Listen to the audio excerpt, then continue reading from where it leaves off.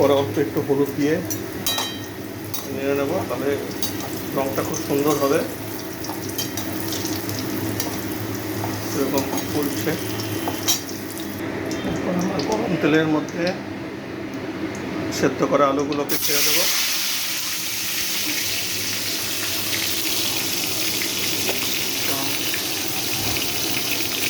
একটু অল্প একটু হলুদ দিয়ে দেবো যাতে রঙটা খুব সুন্দর হয়।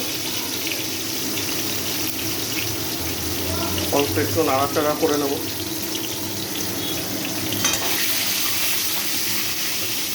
আলুগুলো ভাজা হয়ে গেলে আমরা তুলে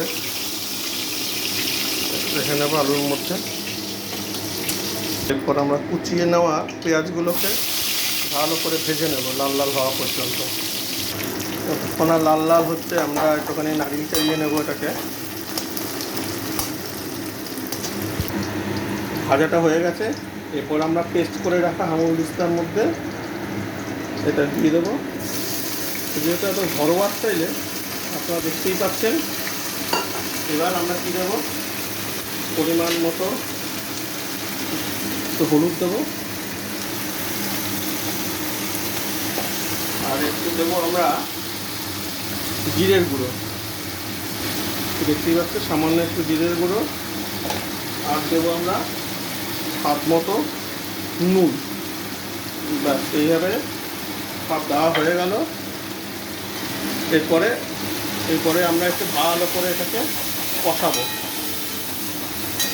কষতে কষতে আমরা এর মধ্যে আরেকটা জিনিস দেবো, সেটা হলো টমেটো কুচি। আগের থেকে কুচি করে রাখা টমেটো কুচি। এবার আমরা এটাকে নাড়তে থাকবো যতক্ষণ না এটার থেকে তেল ছাড়ে। এরপর আমরা দিয়ে দেবো সেদ্ধ করে রাখা আলুগুলোকে আমরা ভেজে নিয়েছিলাম, এই আলুগুলো।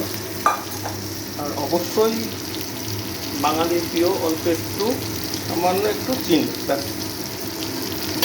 আবার এটাকে আমরা নাড়তে থাকবো, ভালো করে মিশিয়ে নেব। এটা আমাদের রাতের জলদি খাবার।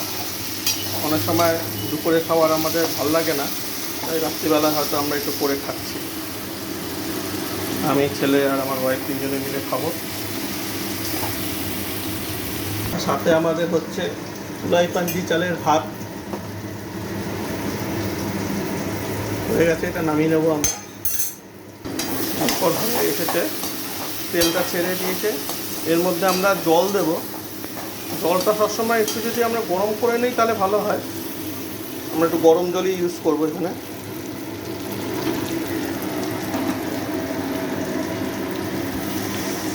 পরিমাণ মতো আপনারা জল দেবেন, যে যতটা ঝোল খায়।